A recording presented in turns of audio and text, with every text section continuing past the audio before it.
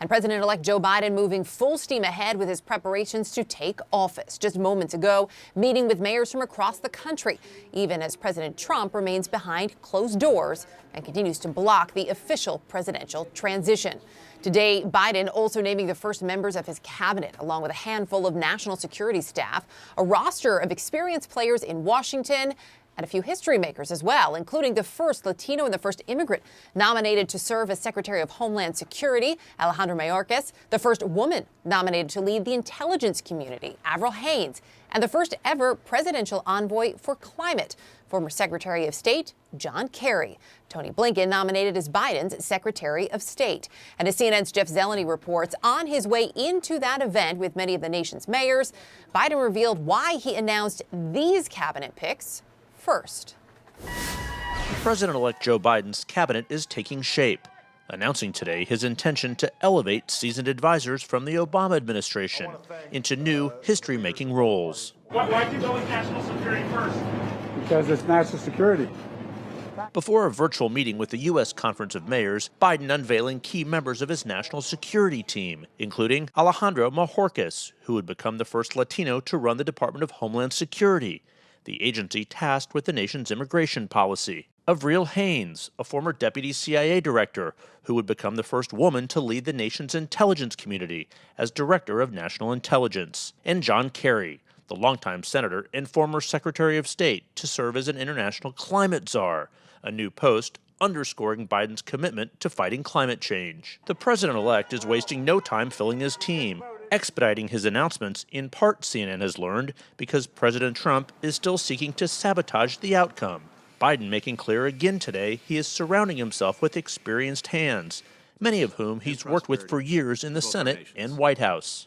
And now, on a personal note, it gives me particular pleasure to introduce a man who has been my mentor, my partner, my friend, and the greatest public servant I know, the Vice President of the United States, Joe Biden. That's Tony Blinken, a longtime advisor, now to be nominated as Secretary of State.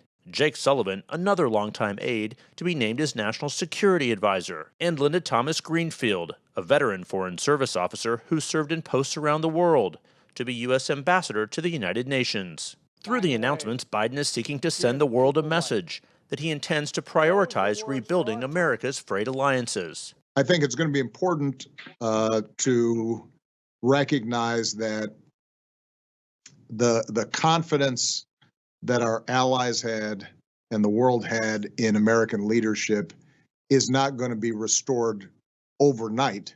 Former President Barack Obama praising Biden's pick, saying they send a signal to allies of strength and stability. They are going to be greatly relieved and pleased to see people like Tony. There is going to be a lingering sense that America's still divided. You know, some of the shenanigans that are going on right now around the election, that is making the world question how reliable and steady the U.S. may be. Biden will take office in just 58 days, even though Trump's General Services Administration has declined to ascertain the outcome of the election. Today, they told congressional Democrats they would offer a briefing on the delay next week.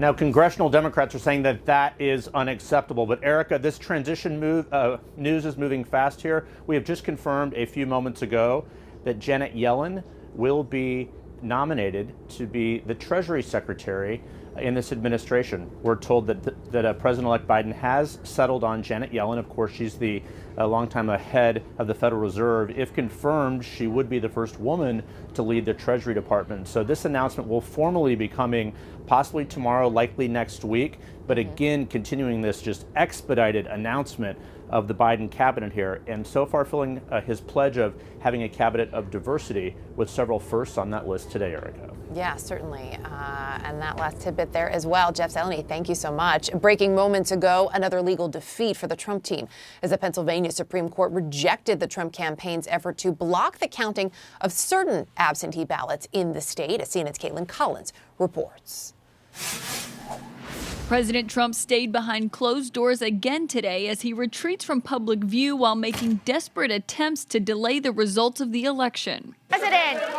13 of his last 20 days have included no public events, and when he has been in front of cameras, he's refused to take questions. Publicly, it may be the quietest period of his presidency, but sources say it's anything but behind the scenes. Thank you, Rudy.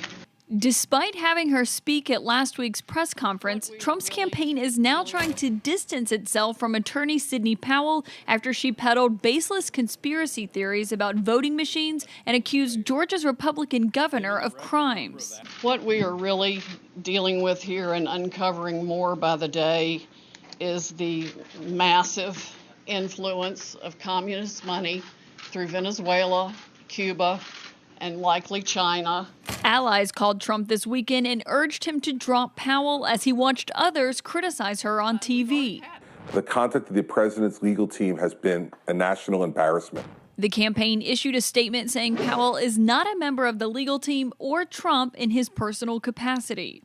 But the president is still pursuing his own baseless theories and raising money while doing so. His campaign has sent 332 fundraising emails since the night of the election, claiming it's for election defense, while only a small portion goes toward his legal fights, and the rest is for his new political action committee that'll help him maintain influence in the GOP. The fundraising pitches make no mention of how Trump's campaign and its Republican allies have lost or withdrawn at least 30 cases, including when a federal judge dismissed its last major effort to delay certification of votes in Pennsylvania this weekend. Pennsylvania Senator Pat Toomey urged Trump to accept his loss and says he's reached out to the White House. At some point, you exhaust those possibilities. I think the president has reached that point in Pennsylvania. He appears to have reached that point in Georgia. Michigan wasn't even close. President-elect Joe Biden is moving ahead despite Trump's effort to hinder his transition and will announce several top national security picks tomorrow. Trump's first defense secretary, James Mattis, is offering them some advice, helping author an article in Foreign Policy magazine today that urged the new administration to drop the America First motto from its national security strategy and invest in relationships with allies. And Erica, the Trump campaign has now suffered another legal blow because the Pennsylvania Supreme Court just rejected this effort by the Trump campaign to block the counting of some 8,000 absentee ballots because they were missing information on that outer envelope that comes with those absentee ballots. And a justice on the Pennsylvania Supreme Court said that, yes, that was a technical violation, but said it did not warrant the wholesale disenfranchisement of thousands of Pennsylvania voters. Caitlin Collins with the latest for us. Caitlin, thank you. Joining me now to discuss CNN's Chris Cillizza and the Wall Street Journal's Sabrina Siddiqui. Sabrina, as we look at this, there really are some, history makers in the announcement that we saw from the Biden camp today. We've got the first climate envoy, the first woman to lead the intelligence community, the first immigrant to be nominated as Homeland Security Secretary. Clearly, the president-elect looking to send a message here, Sabrina. Yes, I think that there are two concurrent themes with respect to the names that we're seeing from President-elect Joe Biden so far to serve in his administration. And one, as you note, is the history makers, the first woman to be DNI, as well as the first Latino to be at the head of the Department of Homeland Security. Now, the nomination pending for Janet Yellen, who, if confirmed, would be the first female to lead the Treasury Department. And one thing that Biden had said often on the campaign trail is that he wanted to assemble a cabinet that reflected the nation's diversity. And so some of these individuals we see, I think, reflect that commitment that he made. At the same time, we're also seeing some veterans of the Obama administration, people who have been by Biden's side for many years, if not decades, who are now returning to serve by his side when he takes office in January. People like Tony Blinken, of course, his choice for Secretary of State, Jake Sullivan, who will be his national security advisor. And I think that goes back to Biden having a very trusted inner circle during the years that he has of experience he has cultivated in Washington, and also just this sense of restoring experience and stability to the government, which was, of course, another centerpiece of his campaign.